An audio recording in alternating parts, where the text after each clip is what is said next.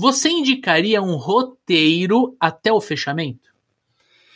Vamos lá, cara. Roteiro, né? Para você pegar um roteiro que cubra todinho o processo, né? Dependendo do que você vende, é tanta coisa que pode acontecer durante o processo, né, Leandrão?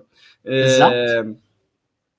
Que vai precisar, ou o roteiro é tamanho do Senhor dos Anéis, né, para cobrir ali tudo que pode acontecer dentro do processo, né? Mas eu acho que assim, cara, um roteiro específico ali para a parte de abordagem, né, já vai conseguir trazer para você ali as principais coisas que você precisa mapear ali no início do processo, né? Investigação de necessidades ali, qualificação, você pode usar as matrizes, né? Isso daí pode estar dentro do seu roteiro, você pode ter isso já desenhado, né? Mas de investigação de necessidade para frente, é mais legal que você tenha um roteiro de algumas perguntas-chave que você precisa responder. E com base nas respostas que o seu cliente vai te trazendo, você desenvolve a conversa sem nenhum tipo de roteiro, né? Então você vai conversar com ele sobre a necessidade específica dele, perguntar as coisas sobre a empresa dele, você vai discorrer a conversa ali já bem mais solto, né? Coletando o máximo de informação possível. Se na investigação de necessidade você só fizer as perguntas que estão lá, né, e você deixar de fazer perguntas que vêm de dentro, né, da sua inteligência, do que você está entendendo que está acontecendo com a empresa do cara, né, você deixa de ter a oportunidade de identificar novas coisas dentro desse cliente, porque essa pergunta não estava desenhada, né?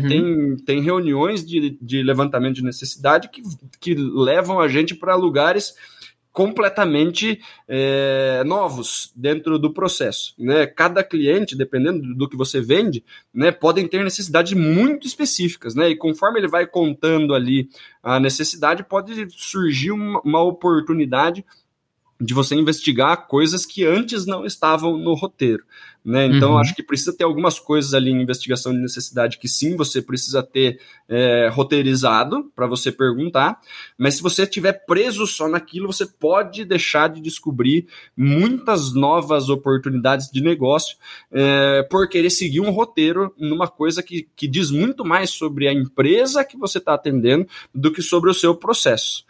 Né? O roteiro é super importante para você conseguir manter o padrão, né? Mas determinadas coisas têm mais a ver com o seu cliente, sobre as coisas do seu cliente, do que sobre o processo, né? O levantamento de necessidade, ele está totalmente dentro disso, né? Eu sou super fã dessa etapa, minha etapa preferida aí, de você investigar as coisas e tal, e às vezes a gente faz reunião de levantamento de necessidade de 1 hora, 2 horas, né? E a gente tinha 3, 4 perguntas que a gente precisava fazer, né? O resto veio tudo conforme conversa, né? Desenrolar aí de perguntas e muito guiado, né, pelo cliente, né, ele falando sobre as coisas que são necessidade dele, né. Voltando para a parte de objeção, aí sim, é legal você ter, de novo, né, um roteirinho, um playbook ali, com todas as objeções que você já enfrentou, né, com algumas respostas aí para cada objeção. Né, aí volta a ser legal você ter o máximo planejado possível, né, de respostas. Né? Então vai depender muito da etapa que você está atuando. Não acho que precisa ter o processo inteiro roteirizado, porque muita coisa vai fugir de um roteiro, né? Lógico que depende muito do que você está vendendo. Se você está vendendo alguma coisa que é sempre igual para todo mundo, é bem possível que você consiga fazer um roteiro que cubra tudo, né? Mas quando você está numa venda muito mais complexa, isso se torna uma coisa que vai acabar te engessando mais do que te ajudando, né? Porque se você tiver essa liberdade de, por exemplo, na investigação de necessidade, conversar, né? Estar mais preocupado em conversar com o cliente do que olhar as perguntas que você tem que fazer, né? A conversa flui muito melhor, a conexão acontece de uma forma muito mais bacana, né? Você consegue mais informações do que engessado ali num roteiro para essa etapa em específico. Tem alguma coisa que você quer acrescentar aí, Leandrão? Discorda, concorda?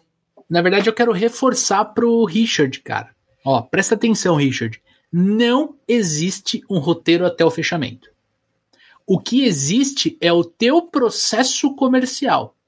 É o passo a passo necessário para você fazer uma venda. Corroborando com o que o Dani falou, em cada etapa você vai ter um conjunto de atividades ou um roteiro específico para você desenvolver essas atividades. A gente está muito acostumado a receber, como eu monto um script para prospecção? A maior parte de script, de roteiro, está atribuído ao início do processo comercial, a prospecção, abordagem e conexão.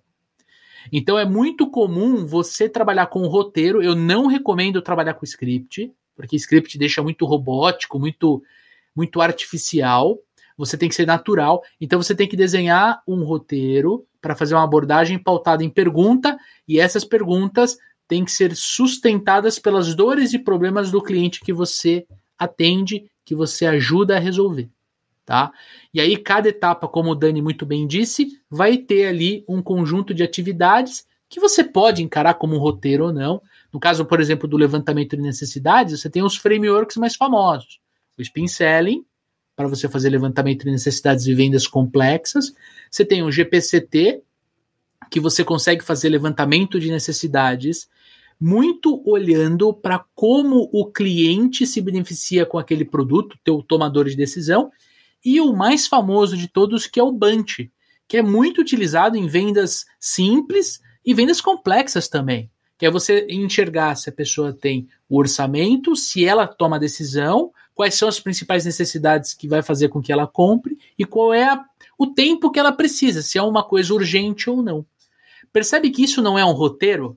Isso é um conjunto de perguntas em cada letra do Bunch, ou do GPCT, ou do Spin Selling, para você guiar o cliente. O mais importante, Richard, é você se preocupar com a experiência de compra do teu cliente. O teu cliente tem que entender que você é um cara interessante e não interesseiro, que você quer ajudar ele a corrigir um problema, a resolver uma dor verdadeiramente, e que ele pode confiar em você. Eu acho que essa é a melhor dica de roteiro, desde a abordagem, prospecção até o fechamento. Certo, Dani? E eu acho assim, cara, quanto mais você consegue internalizar o roteiro, né, mais você vai fazer com que a conversa flua de uma forma que você está mais preocupado com o cliente do que com o roteiro. Né? Se você é um vendedor mais experiente, você já fez várias vezes cada etapa aí do processo, já atendeu um monte de cliente, você vai perceber, né, que você não precisa mais olhar para o framework. Né? Você sabe que durante a conversa vai surgir o assunto de dinheiro e aí você fala sobre dinheiro naquela hora, né? Que você vai querer identificar quando ele está pensando em resolver esse problema, sem ter que parar a conversa ali. O assunto está fluindo de um negócio legal, você para, olha para um papelzinho, corta o assunto, então, sobre dinheiro ou sobre a urgência.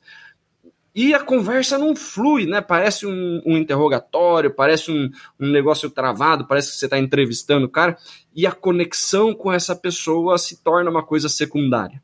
Né? E quando a conexão ela é rompida, o rapport é rompido várias vezes durante uma reunião, a conexão que você tem com o seu cliente vai diminuindo.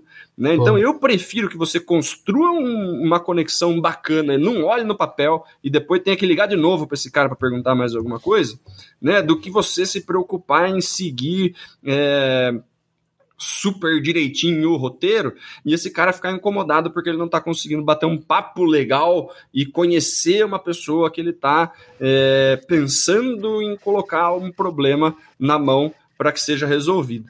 Né? Então, na minha opinião, muito mais internaliza isso, né, para você não esquecer, né, mas conduz isso de uma forma que a conexão seja tão importante quanto o roteiro. E aí, curtiu esse conteúdo que você acabou de assistir? E se eu te falar que tem muito mais no nosso episódio lá do Papo de Vendedor? Exatamente, esse trechinho foi tirado de um episódio maior que tem um link aqui na descrição. Fica o meu convite para você ouvir no Spotify ou assistir no YouTube, porque sim, o Papo de Vendedor está oficialmente no YouTube. Tamo junto, forte abraço, boas vendas e sucesso!